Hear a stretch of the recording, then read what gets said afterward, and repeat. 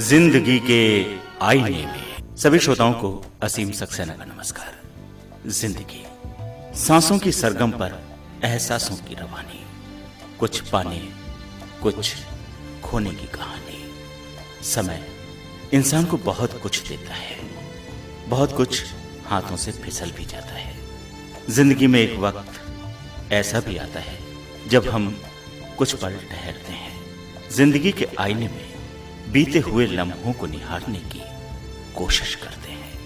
ऐसे में लबों पर कभी मुस्कुराहट थिरकती है तो कभी आंखों की कोर से आंसू भी झांकते हैं। ये आईने से अकेले में गुफ्तगू क्या है, ये आईने से अकेले में गुफ्तगू क्या है। जो मैं नहीं हूँ तो फिर तेरे रूबरू क्या है, ये आईने से अकेले में गुफ्तगू क्या है।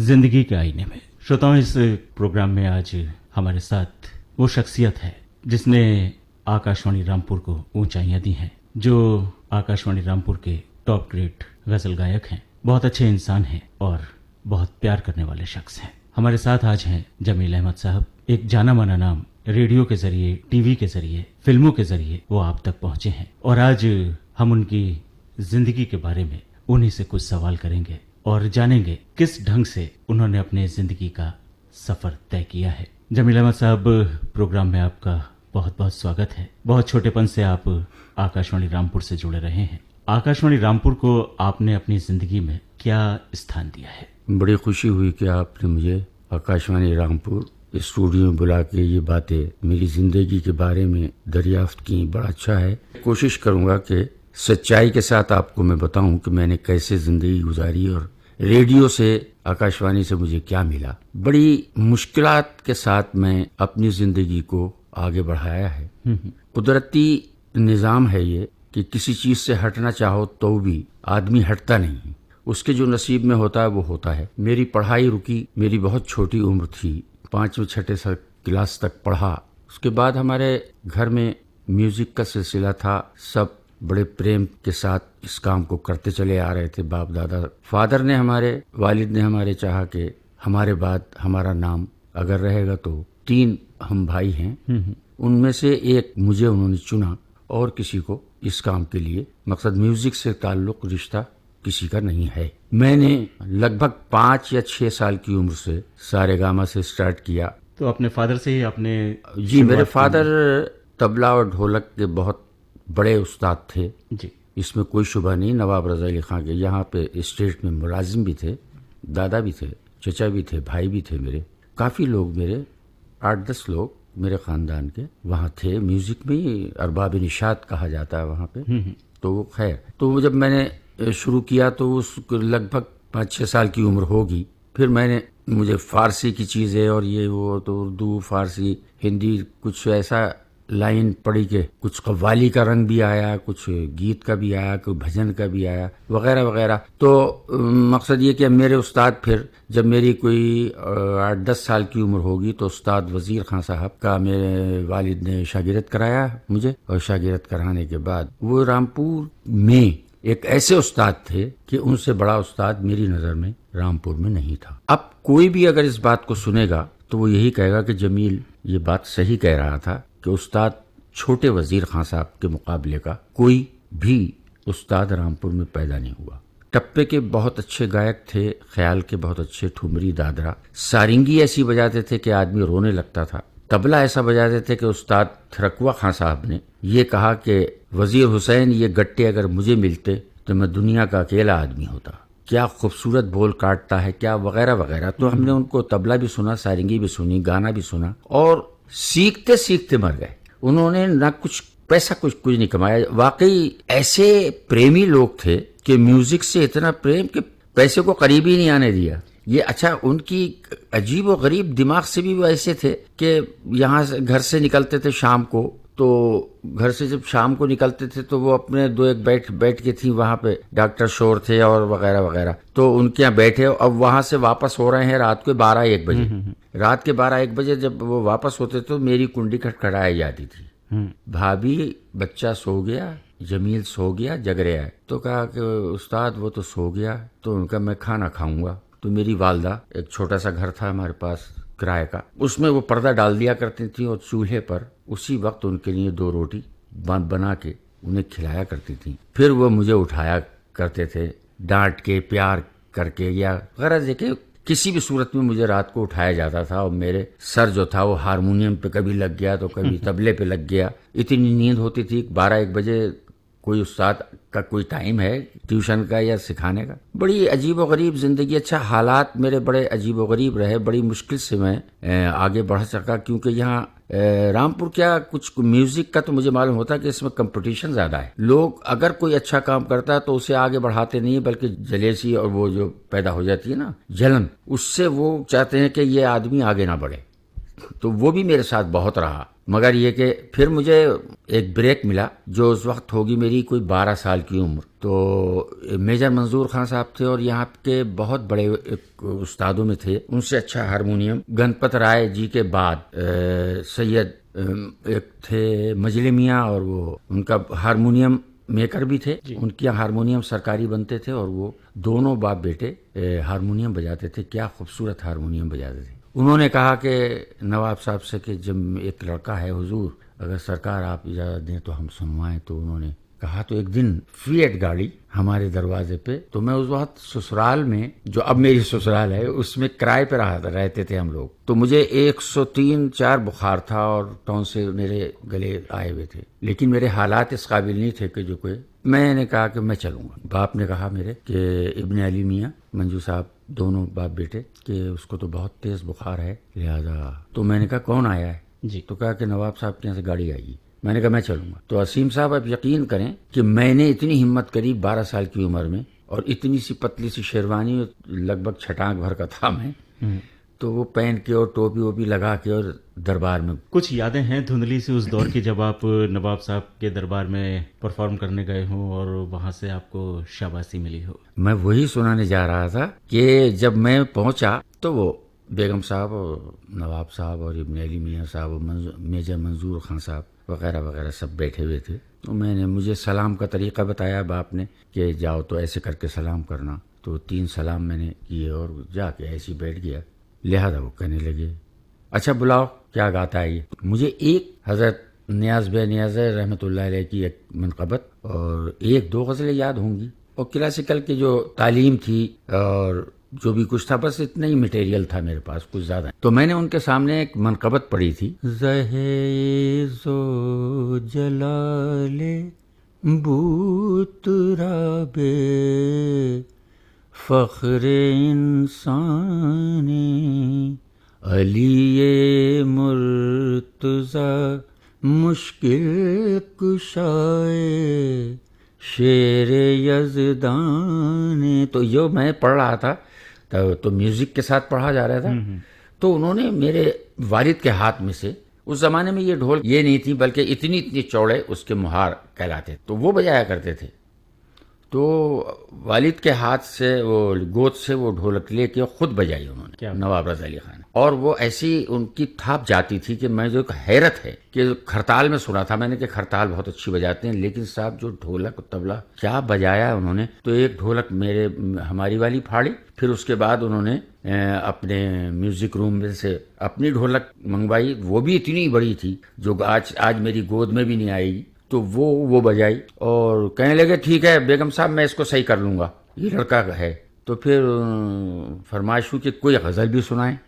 तो फिर मैंने गालिब की गज़ल याद थी मुझे, मैं पेश करता हूँ। मुद्दत हुई है यार को मेहमान किए हुए, मुद्दत हुए है यार को। ये गज़ल जो सुनी तो बेगम साहब भी बहुत खुश हुई जी। कि सरकार इस बच्चे को रख लीजिए। तो मैं, स्टेट तो ख़त्म हो गई थी लेकिन फिर भी दरबार कहलाया जाता था, उसमें मैंने अक्सर बेशतर जाया करता था। तो मेरी पहली फीस जो वहाँ से बनी तो वो लगभग 51 रुपये। क्या बात है। ये सन 62-64 का वक्त होगा। तो इस तरह से शुरुआत हुई।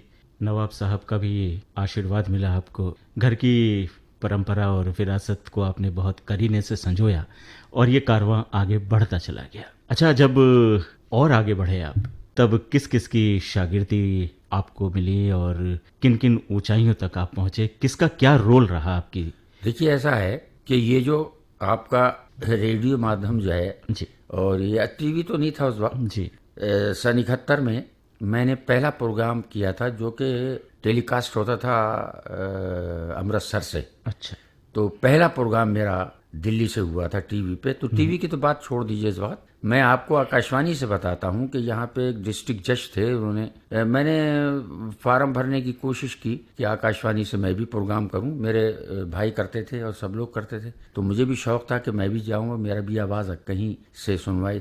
तो वो मैं जो गया तो उन्होंने कहा साहब आपकी उम्र कम है, लिहाजा बच्चों के लिए नहीं है। खैर, वो यहाँ डिस्ट्रिक्ट जज रहमानी साहब थे, खुदा करी रहमत करे, और बाबू आनंद कुमार साहब, उन्होंने वहाँ पे लखनऊ में बात करी और मेरा फार्म भरवा दिया वगैरह वगैरह। तो पहली बार जब मैंने इसको रेडियो पे ऑडिशन दिया है तो उस वक्त तानपुरा दिया जाता था, अब तो बहुत सहूलत है। तो तानपुरे पे मैंने 2 गज़लें उस ज़माने में आकाशवाणी लखनऊ में, तो वहाँ से मैंने बी हाई ग्रेड से पहली बार में ही पास किया। आकाशवाणी लखनऊ जी, जी। मैंने कव्वाली का भी किया था। अच्छा। तो कव्वाली का ज़्यादा मेरा वो चल नहीं पाया तो मैंने उसको रिज़ाइन कर दिया। तो फिर दूसरी बात ही उसमें बी ग्रेड मिला था मुझे। अच्छा, पहले सी ग्रेड से स्टार्ट होता था, शायद आपको याद आए, सी बी करके था, बी हाई बाद में बहुत बड़ा कहलाता था उस ज़माने में। आकाशवाणी रामपुर को हमेशा ये फक्र रहेगा कि आप आकाशवाणी रामपुर के पहले टॉप ग्रेड गज़ल सिंगर हैं जी। और आपका हमसे जुड़ा होना ये हमारे लिए एक गौरव की बात है। आपको ये ग्रेड जब मिला तो उस पल कैसा महसूस हुआ? कोई पुश करे उसका एहसान माने, कोई आगे बढ़ाए तो उसका शुक्रिया अदा करे, कोई सलूक करे तो उसको, हमारे यहाँ ये वफादारी में आता है, ये बहुत ज़रूरी बात है। तो मुझे 1 क्लास के बाद फिर 5 साल के बाद फिर मैंने एक वो किया तो टॉप हुआ, तो उसमें बड़ा अच्छा लगा। उस ज़माने में मोहम्मद अली मौज दिल्ली में ही थे, बड़े मेहरबान, और उन्होंने भी हमारे साथ बड़ी मेहरबानियाँ की हैं। बड़े अच्छे अच्छे लोगों ने हमारे साथ, जिन्होंने हमारे साथ मेहरबानियाँ करी हैं, हम उनके मरने के बाद भी दुआ बख्शिश की भी करते हैं और उनके ताल्लुक़ आज भी हम घर से रखते हैं। जमील साहब, आज गज़लों की दुनिया में आपका एक अपना नाम है, बहुत सारे शायरों को आपने आवाज़ दी है। आपका पसंदीदा शायर कौन सा है जिसकी गज़लें आप गाना खुद बेहद पसंद करते हैं? देखिए, अगर रामपुर से ताल्लुक़ बात हो तो मैं रामपुर से बात करूं, लेकिन पूरे हिंदुस्तान की अगर बात हो तो फिर उनमें जो असातिज़ा जो हमारे शुअराए इकराम गुजर गए हैं, उनमें भाई नंबर गायकी में तो नंबर गालिब का ही आता, मिर्ज़ा गालिब का या फिर जिगर का आता है। इनके यहाँ तगज़ुल का, और मीर तकी मीर तो बादशाह है, वो तो किंग ऑफ गज़ल के तो बादशाह हैं वो। लेकिन सवाल ये पैदा होता है कि इनके यहाँ मुतरन्निम, और मकसद ये कि संगीत सी मालूम होता था, जैसे कि इन्होंने गाने वालों से मालूम करके गज़लें लिखी। इनकी बहरे, इनके मीटर बड़े अच्छे, और रामपुर के लोगों ने भी बड़ी अच्छी, जलील नुमानी साहब, मैशर इनायती साहब, और साहब हमारे रईस रामपुरी, और इस वक्त तो जवाब ही नहीं है जनाब अजहर इनायती का, वो उनकी इन लोगों की गज़लें भी रामपुर में, ख्याल रामपुर की, उनकी यहाँ पे ज़ुबैर साहब थे तो उनके ज़माने में अच्छे लोगों को 4-4, 5-5 गज़लें सबकी ब्रॉडकास्ट कराई और बहुत अच्छा रहा, रेले हुआ। तो असातिज़ा के कलाम का तो कोई जवाब ही नहीं है। रामपुर से मुंबई का सफ़र भी आपने तय किया और फिल्मों से भी आप जुड़े। नहीं, मैंने मुंबई का सफ़र नहीं किया, ये ताज्जुब करेंगे आप। और मैं फिल्म तक पहुंचा, कैसे पहुंचा? ऐसा है कि मेरा कंसर्ट था, एक चेन बना करती थी, तो आसाम में 3-4 स्टेशन थे मेरे, रामपुर से बुक हुआ था। तो मैं वहाँ जो गया तो सिन्हा साहब एक हमारे पैक्स हुआ करते थे, उनके यहाँ श्याम बेनीगल साहब, अच्छा, और वनराज भाटिया आकाशवाणी पहुंचे और उनका भाई किसी एक आर्टिस्ट से मिलवाइए, और हम तो उन्होंने सबकी रिकॉर्डिंग सुनवाई। उसमें एक रिकॉर्डिंग मेरी भी थी। उन्होंने, सिन्हा साहब ने कहा भाई ये रामपुर का लड़का है और इसको सुनिए आप। बस उन्होंने कहा यही आवाज चाहिए। तो श्याम बेनेगल साहब और वनराज भाटिया जो थे वो उस फिल्म के म्यूजिक डायरेक्टर, उन्होंने पसंद किया और करने के बाद फौरी गाड़ी आई और गाड़ी में मुझे लेके क्लार्क अवध होटल जो है उसमें बंद कर दिया गया। और उन्होंने जैसे आप मुझे मेरा इंटरव्यू क्या कहूँ वो आप कर रहे हैं, ऐसे ही उन्होंने मेरा शुरू कर दिया। कहने लगे आप सुनाइए, हम ऐसा सिचुएशन है, ये कहानी है। तो हमने उनको नात सुनाई और मनकबत सुनाई वगैरह वगैरह सब कुछ सुनाया। तो उन्होंने हजरत अमीर खुसरो के रंग पे कहने लगे ये हर कौम पसंद करेगी, ये शब्द बड़े काबिल लोग हैं। श्याम बेनेगल का तो खैर कोई जवाब ही नहीं है हिंदुस्तान में। तो वो ये हजरत अमीर खुसरो का रंग मैंने किया। तो वो रिकॉर्डिंग तो देखिए कि बहुत उम्दा इंसान, उन्होंने रिकॉर्डिंग हमारी इसकी वहां की आकाशवाणी लखनऊ के अंदर इसकी रिकॉर्डिंग हुई है। फिल्म के अंदर जो रिकॉर्डिंग है वो हमारे आकाशवाणी की रिकॉर्डिंग है। क्या बात। यानी परेशान हो गए वो कि इसमें इको कितना दिया जाए, बेस कितना दिया जाए। मैंने फिर जाके उसको डब जो किया तो वो वहां बॉम्बे में फिल्म सेंटर में जाके किया। और वहां के लोगों ने, मैं ये भी बात बता दूं आपको, आपकी बात को देर होती है जवाब देने में, उन्होंने कहा कि भाई आप ये बताइए कि आप रामपुर में क्यों पढ़े हैं। मैंने कहा साहब रामपुर में पढ़ा क्या हूँ, मैं ठीक हूँ। तो अभी मैं उस वक्त फिल्म की अहमियत नहीं जानता था। तो मुझे उन्होंने कहा 15 दिन के बाद एक फिल्म हम और देते हैं आपको। लेकिन मेरी वालिदैन बहुत कमजोर थे, वालदा की हालत बहुत नाजुक थी, वालिद की भी। तो इसलिए मैं खिदमत के लिए आ गया और मैं बॉम्बे मैंने फिर पसंद नहीं किया। मैं आपको वो दोहे सुनाता हूँ शुरुआत। जी जी। खुसरो रैन सुहाग की जागी पी के संग, तन मोरामन पीहू का दो भय एक रंग, लाली मेरे लाल की जित देखूं तित लाल, लाली देखन मैं चली तो मैं भी हो गई लाल, रैनी चढ़ी रसूल की तो रंग मौला के हाथ, जिसके कपड़े रंग दिए शोभा के धन धन भाग, आज रंग है। ये यहाँ से स्टार्ट होता है। तो ये दोहे मैंने कंपोज किए थे। और ये रंग जो है ये ट्रेडिशनल, और दूसरी बात ये कि एक ज़माने से ये हज़रत अमीर खुसरो के ही नाम से मंसूब है और उनकी कंपोजिशनों का तो कोई जवाब ही नहीं। बेशक, कोई भी ले लीजिए। जमील साहब, हिंदुस्तान में शायद ही कोई ऐसी जगह हो जहां पर आपने अपनी परफॉर्मेंस न दी हो या आपके नाम की एक शाम न हुई हो। जी, हिंदुस्तान के बाहर भी कहीं जाने का मौका मिला है? मैं अभी ICCR की तरफ से लगभग सऊदीया गया, जिसमें मेरे 8 लोग गए थे। उसमें उम्रा गवर्नमेंट ने अपने पैसे से कराया और मैंने जद्दे में, रियाज में, अबू धाबी में और दुबई और शारजा, वो काफ़ी जगहें थी। 10 प्रोग्राम थे मेरे। इससे पहले भी मैं गया बाहर। तो सवाल यह है कि मुझे मिले फिर भी हिंदुस्तानी, मुझे मिले फिर भी हिंदुस्तानी और पाकिस्तानी और बांग्लादेश के, वही समझ पाते हैं। अरब के लोग भी नहीं समझ पाते। अरबी में मुझे गाने ज़्यादा नहीं आते, 2-1 गाने मैं अरबी में ही पढ़ता हूँ। अरबी फारसी हमारी कोई ऐसी बात नहीं। तो सवाल ये पैदा होता, हमें फक्र इस बात का है कि सुनने वाले समझदार और हर चीज को समझने वाले। हिंदुस्तान के दिमाग का कोई जवाब नहीं है। मुझे तो हिंदुस्तान के बाहर ये मालूम होता कि कोई नाम करने या किसी वजह से गए हैं।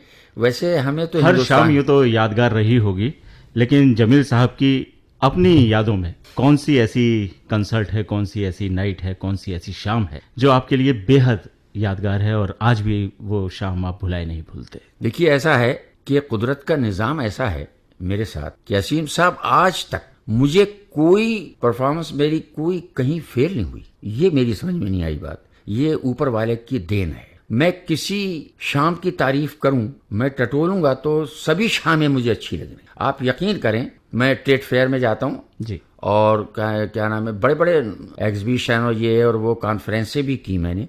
और ये देखिए कमाल ये है कि जिस पे उस्ताद लोग स्टेज पे रहे, वहां मैंने रामपुर के अंदर बिस्मिल्लाह खां साहब, विलायत खां साहब, अमजद अली खां साहब, परवीन सुल्ताना जी, थिरकवा खां साहब, अल्लाह रखे खां साहब, मैं किस किस के नाम ले, रविशंकर जी, ये सब गुदई महाराज के लड़के तो बेचारे मेरे साथ बनारस में कई बार बजाए। इन स्टेजों पे मेरा प्रोग्राम हो रहा है, ये मुझे फख्र है। और उस्ताद अमजद अली खान ने मुझे ले जाके वीके श्रीवास्तव के यहाँ कहने लगे, वो सुनाइए अगर याद हो कि दिल से उठता है जहाँ से उठता है, ये धुआं सा कहाँ से उठता है। तो हजरत वो उस्ताद मेहंदी हसन की ये गजल, क्या गजल गायक था वो, एक ही पूरी दुनिया में अकेला आदमी था वो। या बेगम अख्तर का नाम ले लें आप, बाकी मेरी समझ में नहीं आया। आज जो संगीत की स्थिति है, खास तौर पर जो नए सिंगर हैं, पहले तो क्लासिकल म्यूजिक बेहद ज़रूरी माना जाता था। आजकल जो स्थिति आई है संगीत में, अब कोई गुरु की किसी को ज़रूरत नहीं है, सुन सुनकर लोग गायक बन गए, संगीतकार बन गए। तो इस ट्रेंड के बारे में आपका क्या कहना है? मैं अभी एक बच्चे से बात कर रहा था, मेरे यहाँ अभी एक बच्चा शागिर्द है मेरा। वो मैं उस्ताद के लायक तो नहीं हूँ, लेकिन मैं क्योंकि ये एक सिलसिला चल रहा है शागिर्दी उस्तादी का, अब तो गंडा भी नहीं बनवाते, ना वो दक्षिणा चढ़ाएं ना कुछ, बस वो एक ट्यूशन जैसे कि पढ़ाने को, तो ऐसा कुछ सिस्टम हो गया है म्यूजिक का। उससे मैंने ये मालूम किया कि भाई कितनी शैलियाँ, कितने वहंगे जो गायकी से मुताल्लिक चीज़ें हैं, आपको क्या पता है। तो उसने कुछ चीज़ें बताई, तो मैंने कहा बेटे ऐसा है कि पहले तो अपना उच्चारण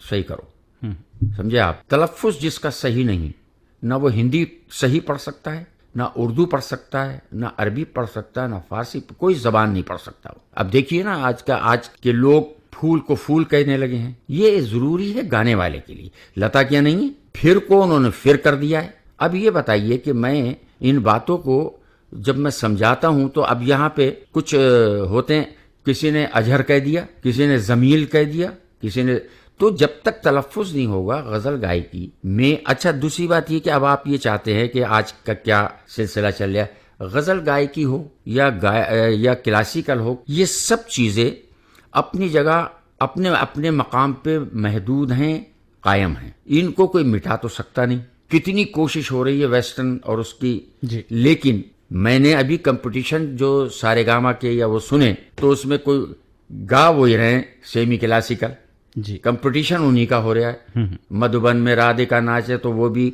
तो साहब वो राधिके तू, ये मकसद ये इस टाइप के जितने क्लासिकल फिल्मी गाने हैं, कंपटीशन वही जीत के आते हैं। ये क्या है? अरे भाई, हम तो जब जाने कि वेस्टर्न म्यूजिक के कंपटीशन में और उसको मिला के उसका कोई बच्चा निकालिए। जमील साहब, बहुत सारे पुरस्कार आपने जीते, बहुत सारे सम्मान आपने हासिल किए, और सबसे बड़ा सम्मान इंसान को उसके घर से मिलता है। अपने घर परिवार के बारे में कुछ बताइए। साहब बस ये है कि वालदा नहीं है, वालिद नहीं है, कोई नहीं है, बीवी हैं और 3 मेरे माशाल्लाह बच्चे हैं। और बीवी की वजह से ये सिलसिला मेरा कायम है। एक अजीब बात है, उनको न गाना आता है न बजाना आता है, लेकिन जब मैं गाता हूँ या कोई भी गाता होता है, तो उसमें कोई न कोई नुक्स निकाल देती हैं वो। अच्छा, तो उसको जब मैं कंपोजिशन बना के रामपुर रेडियो आता हूँ, तो पहले वहां सुना तो पहले वहां वो मेरे मैं कमरे में गाता होता हूँ, तो वो वहां से कहती हैं ये गलत है। अच्छा, मुझे ताज्जुब होता है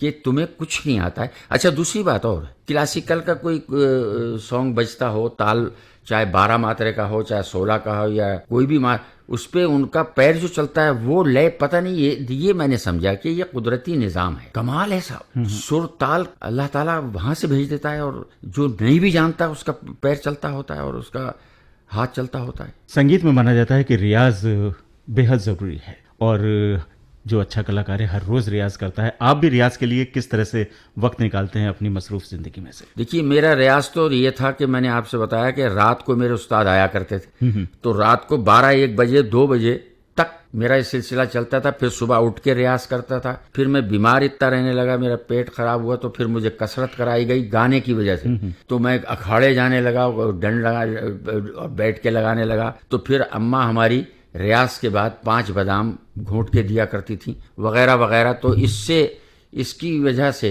बड़ा मकसद रियाज में हमें सहूलत मिलती थी और गले को ताकत मिलती थी। हमारे 2.5-3 घंटे तो शुरू में हम करते थे, फिर तो हमें तादाद ही नहीं पता कितने कितने घंटे हमने रियाज की। अब दिन कितने बजे शुरू होता है?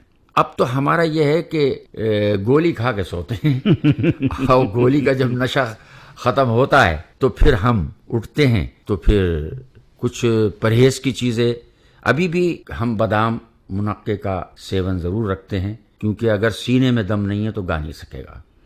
और रियाज तो यूं हो जाता है कि किसी को सिखा रहे हैं तो रियाज कर लिया, कोई आ गया तो कोई गा रहा तो उसका गाने को पकड़ लिया।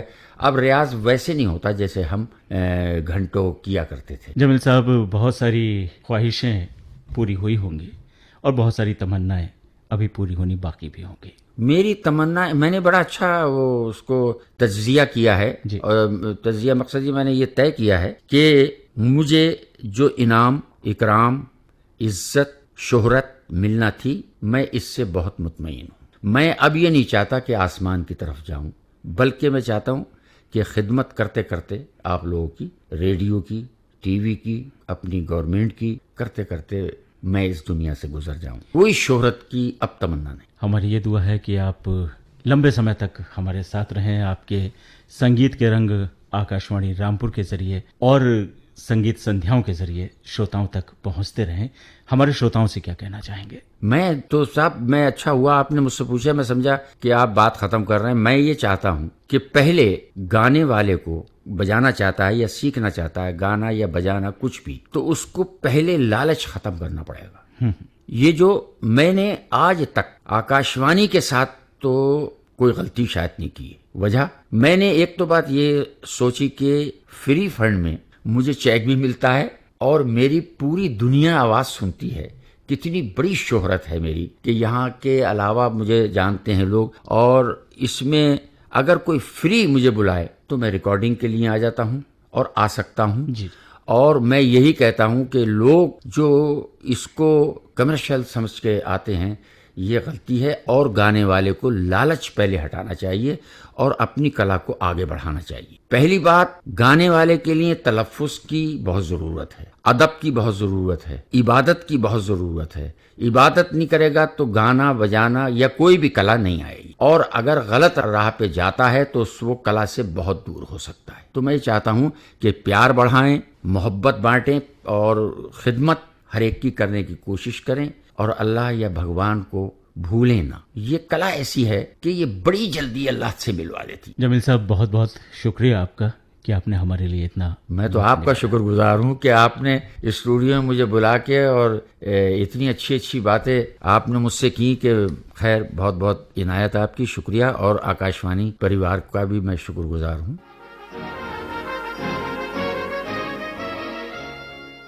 श्रोताओं, ये थी जिंदगी के आईने में कार्यक्रम की आज की कड़ी।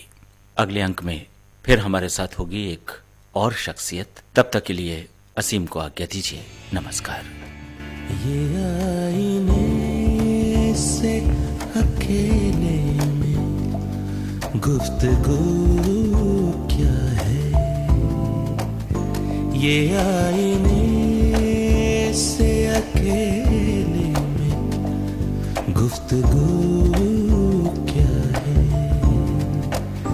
जो मैं नहीं हूँ तो फिर तेरे रूबरू क्या है,